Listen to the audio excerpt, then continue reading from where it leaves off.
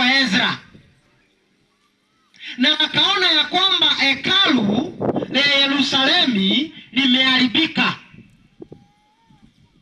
na akaanza kutengeneza, akaanza marekebisho. Lakini kukaja mtumishi wa Mungu ambaye anaitwa Nehemia. Nehemia alikuwa mtumishi katika ufalme fulani, alikuwa mtumishi kwa mfalme ambaye alikuwa anaitwa Artaxerxes, kitu kama hicho. Hata mimi nimejaribu kupronounce jina ambalo lina x nyingi, si rahisi. Kwa hivyo Nehemia alikuwa cup bearer, yani alikuwa mtu ambaye alikuwa anashughulikia mfalme atakunywa nini. Yani in other words, Nehemia ndiye alikuwa anahakikisha ya kwamba chochote ambacho mfalme anakunywa kiko sawa. Lakini akapata habari kutoka kwa ndugu yake ya kwamba kuta za Yerusalemu zimeharibika, na Nehemia akafanya jambo ambalo Ezra hakufanya. Akaomba ruhusa na akaruhusiwa, na akaandikiwa barua. Alipoandikiwa barua na akapewa na walinzi ili aweze kwenda kufanya kazi ya kurekebisha kuta za Yerusalemu. Wapendwa, alikuwa jambo rahisi kwa sababu kuna watu ambao walikuwa wanapinga. Na alipoondoka kwenda akakagua ukuta wote usiku, akatembea ili aweze kukandilia gharama ambayo inahitajika kurekebisha ukuta wa mji wa Yerusalemu. Na naamini watu wa Kerua ndio vile wamefanya leo, wamekandilia gharama ambayo tunahitaji ili tuweze kumalizia deni la basi. Wamekandilia. Ndilo jambo ambalo Nehemia mtumishi wa Mungu alifanya. Na mwishowe kulipopambazuka, akaanza kazi ya kurekebisha ukuta wa Yerusalemu.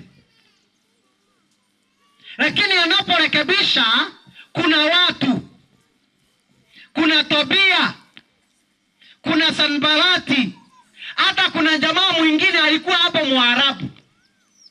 Hao watu hakuna mmoja ambaye alikuwa wa kabila lingine na mwingine. Wote watatu walikuwa wa makabila tofauti. Mmoja alikuwa Mwarabu, mwingine alikuwa Mwamoni.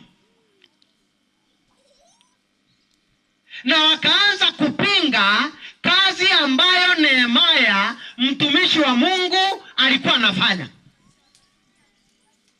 Wapendwa, Nehemia yeye pamoja na watu wake walipotoka kwenda kurekebisha mji ama ukuta wa mji wa Yerusalemu, kwa sababu kulikuwa na vita, hakukuwa na usalama wa kutosha, walikuwa na silaha pamoja na vyombo vya kufanyia kazi. Na mwishowe Sanbalati na Tobia walipomwambia ya kwamba hataweza kufaulu, Nehemia akasema maneno ambayo tulisomewa katika mstari wa 20. Hii ni baada ya kuulizwa, unafanyaje? Unaenda Kerua kufanya nini? Mbona unaenda kusaidia Kerua kulipia basi?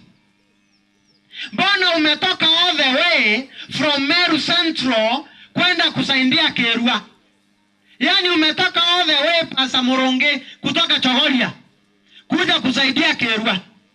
Wengine wametoka Katheri. Na naamini principal umesikia, ni vizuri upange kwaya day hapa.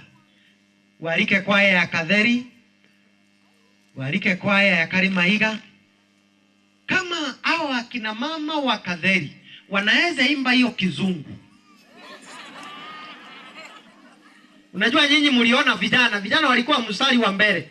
Huu mstari wa nyuma ulikuwa na wamama ambao kama wangekuwa wanafanya kazi kwa serikali kwa sasa wangekuwa wamestaafu. Lakini pamoja na miaka walio nayo, kwa sababu wanajua wanamtumikia nani, wakaamua kuja Kerwa kumtukuza kwa Mungu kwa wimbo.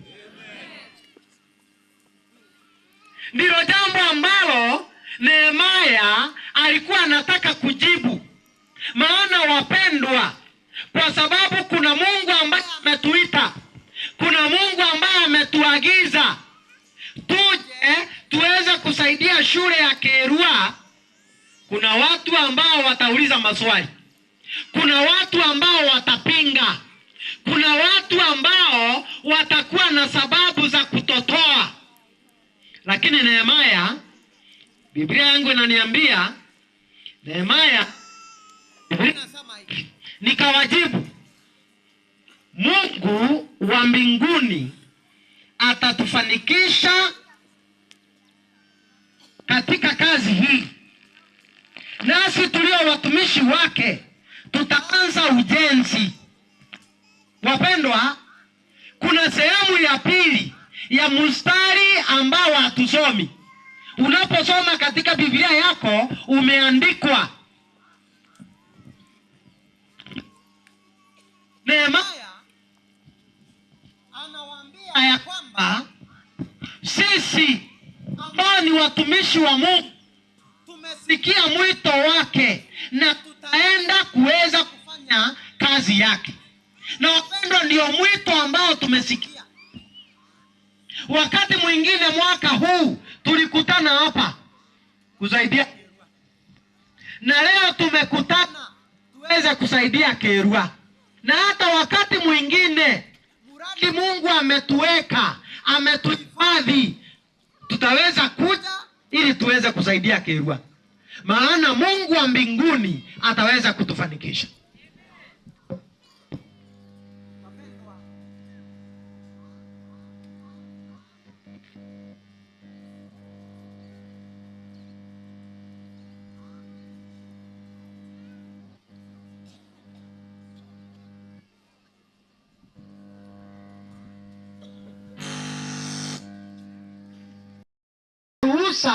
Kutoka mahali ambapo anafanyia kazi, amemweleza mkubwa wake ambaye ni mfalme ya kwamba anahitaji aweze kurudi Yerusalemu ili aweze kurekebisha ukuta wa mji ambao ulikuwa umejengwa na mfalme wa Israeli.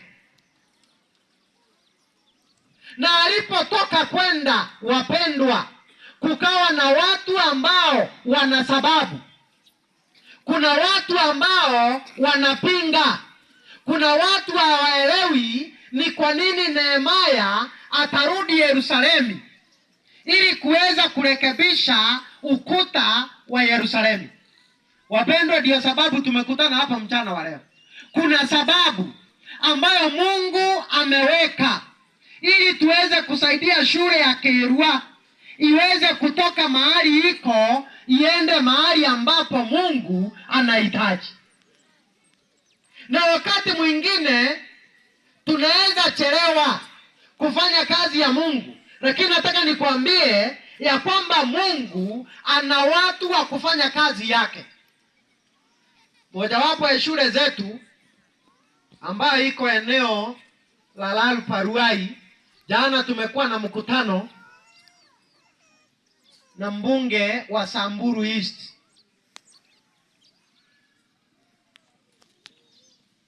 Na mheshimiwa akaja, maana ametujengea darasa na pesa ya CDF. Na alipokuja kufungua jana, akasema nitawajengea darasa lingine. Na akasema kanisa la SDA ninawakaribisha, sio hapa peke yake, ninawakaribisha the entire Samburu East, muendelee kujenga mashule na mahospitali kuweza kusaidia watu wangu, maana ninaona kazi mnayofanya mmetumwa na Mungu. Na wapendwa, huyu Mungu ndiye ametutuma. Sisi tumekuja ili tuweze kusaidiana, jambo ambalo Nehemia mtumishi wa Mungu alilifanya, ili tuweze kubadilisha hali ya shule yetu ya Kerua, tuweze kumtumikia Mungu, tuweze kuungana na wengine ili kazi ambayo Mungu ameweka hapa iweze kufanyika kwa utukufu wa jina lake. Unajua sisi tunang'ang'ana kulipa deni la basi, lakini mshiriki mmoja ambaye pengine yuko hapa aliangalia yale mabati. Unaweza kuangalia, naona haya mabati yameturn green, hayakuwa yamepakwa rangi, si kama ilikuwa yamepakwa rangi ya green. Lakini mshiriki mmoja wa kanisa moja, makanisa ambaye yako hapa, alikuja akaangalia, akasema mmerekebisha madarasa, mmeweka madirisha, lakini hiyo paa haikai vizuri, mnaweza kuniruhusu nibadilishe mabati? Hiyo siku ndio nilijua hata Pastor Boru anasikianga Kimeru. Mama iliulizwa kwa Kimeru na bila mtafsiri pastor alijibu, na akajibu kikamilifu. Na tunashukuru Mungu ya kwamba pastor akamwambia, unataka kuanza kuweka mabati lini? Akasema wakati wowote mkiniruhusu. Huyo mshiriki mmoja tu kaenda akanunua mabati akaleta, akaita mafundi akaleta, na yale madarasa yako upande ule wa pili ameondoa yale mabati ya zamani na akaweka mabati mapya. Hata haya mengine anasubiri shule ifungwe, mabati yako, misumari iko, mafundi wako. Maana Mungu wa mbinguni alijua kama Nehemia ya kwamba Mungu wa mbinguni ataweza kumfanikisha. Na ndio sababu wapendwa, tumekuja ili tuweze kushirikiana na sisi mchana wa leo, ili wanapobarikiwa waliotoa mabati, wanapobarikiwa waliojenga madarasa, wanapobarikiwa waliojenga mabweni, wanapobarikiwa waliojenga dining hall, na sisi pia tuweze kubarikiwa.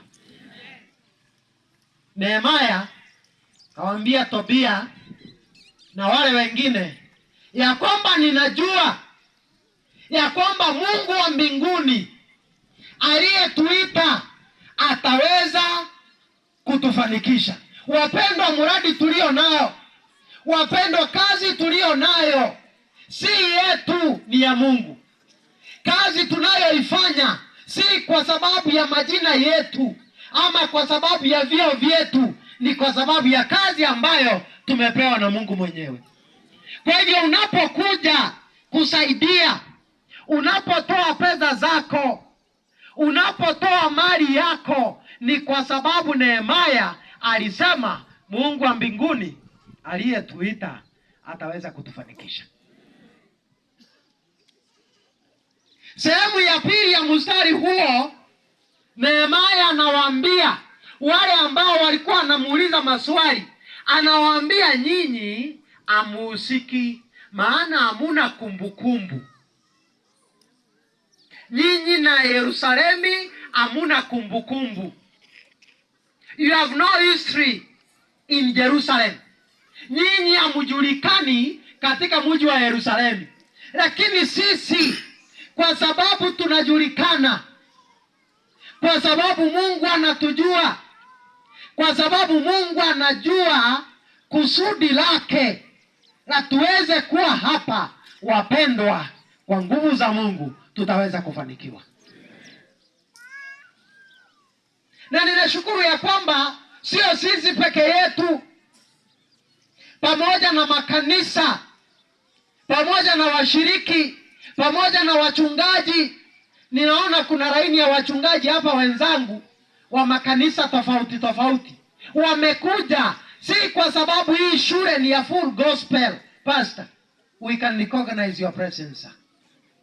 Si kwa sababu hii shule ni ya Methodist, hapana. Si kwa sababu hii shule ni ya Deliverance Church, hapana.